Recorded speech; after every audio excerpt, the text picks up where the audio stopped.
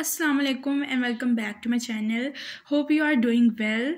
तो आज की वीडियो में मैं कुछ टिप्स एंड ट्रिक्स और कुछ स्ट्रैटेजीज़ आपसे शेयर करूंगी जिसकी वजह से आप बोर्ड में मैक्सिमम मार्क्स ले सकते हैं।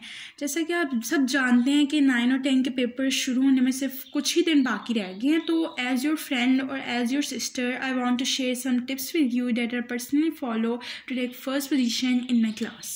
सो let's start. First of all, आपने पैनिक नहीं होना। बोर्ड का पेपर है, नो वरीज, बाकी पेपर की तरह है। जिससे आप स्कूल्स में, आप कॉलेजेस में पेपर देते हो, बस उसी तरह का एक पेपर होता है। आप चाहे सारी बुक रट लो, आपको सब कुछ आता हो, लेकिन आपके अंदर कॉन्फिडेंस नहीं है, आपको अपनी तैयारी पे यकीन नहीं है, तो आप बोर्ड के पेपर में कुछ भी नहीं कर सकते।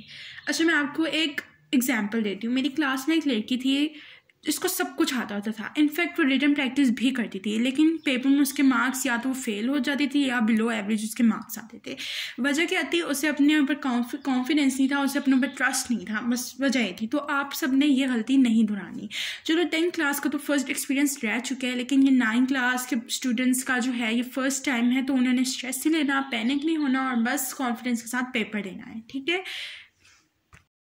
दूसरी चीज़ ये कि पेपर से आधा घंटे पहले आपने बुक को बंद कर देना है और बस कहीं पीसफुल जगह पे जाके आपने बैठ जाना है, जहाँ आप अपने माइंड को थोड़ी सी स्पेस दो कि वो जो सब आपने पढ़ा है उसको अपने अंदर सेट कर ले, उसको अपने अंदर कैप्चर कर ले। अगर आप ऐसा नहीं करोगे तो जब आप क्वेश्चन पेपर देखोगे तो आपके माइंड में सब कुछ मिक्स हो जाएगा और आपको उस वक्त कुछ भी याद नहीं आएगा। तो ये फॉलो करें आप। और सेकेंडली ये कि आप हर चीज़ को एक बार पढ़ें। आप हर चीज़ को पढ़ें अपनी बुक में से, क्योंकि फेडरल बोर्ड जो है वो अनएक्सपेक्टेड है। कहीं भी कोई भी चीज़ क्वेश्चन में या एमसीक्यू बनकर आ सकती है, तो आप हर चीज़ को पढ़ें ताकि आपको कुछ आइडिया और आप उसके बारे में कुछ लिख सकें। इसकी मैं आपको एक एग्जांपल देती हूँ कि मेरे स्कूल में मेरे फर्स्ट टर्म के फाइनल एग्जाम्स थे। उसमें मेरे फिजिक्स में 3 क्वेश्चन शॉर्ट ऐसे आए थे जो मुझे नहीं आते थे, वो कंसेप्चुअल थे। मैंने अपने पास से मुझे जो उस टॉपिक से रिलेटेड कॉन्सेप्ट आता था, मैंने उससे बना के उसमें लिख दिया और यू वॉन्ट बिलीव मेरे सब्जेक्ट में फुल मार्क्स।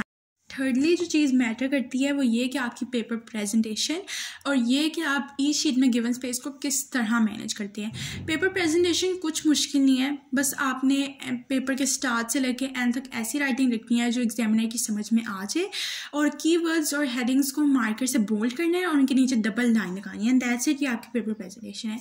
इसके बाद जो चीज़ मैटर करती है वो टाइम मैनेजमेंट है, स्पेशली उर्दू के पेपर में जो बहुत ज़्यादा लेंथी होता है।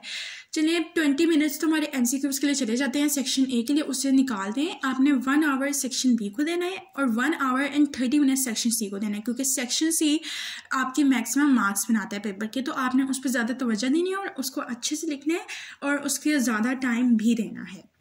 इसके बाद जो चीज़ बहुत ज़्यादा मैटर करती है वो ये कि आप अपनी मदद कर लो, लेकिन उसके बाद आपने अल्लाह से भी उम्मीद रखनी है। अल्लाह से अच्छी दुआ करो। जैसे कि आप सब जानते हैं कि इस बार रमज़ान में पेपर्स आ रहे हैं, तो तहज्जुद में उठ के भी दुआ करो और फजर में भी अपने लिए दुआ करो कि आपके अच्छे पेपर्स हों।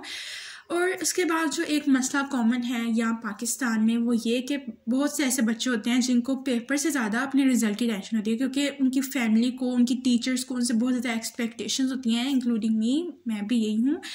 तो आप लोगों ने भी स्ट्रेस नहीं लेना, बस जो भी अच्छा हो जाएगा। आप लोग अपने पर भरोसा रखो, सब आपके रिजल्ट से खुश हो जाएंगे। और एक बात जो मैं फॉलो करती हूँ ये कि फजर की नमाज के बाद आपने 21 टाइम्स रब्बी इश्रह ली सदरी पढ़नी है। इससे ये होता है कि आपका पेपर बहुत अच्छा होता है। ये मैं खुद भी फॉलो करती हूँ। आयत कुर्सी और दुरूद शरीफ पढ़कर अपने ऊपर अपने पेपर फूंक लेना है। इंशाल्लाह सब वजह अच्छे मार्क्स से पास होंगे।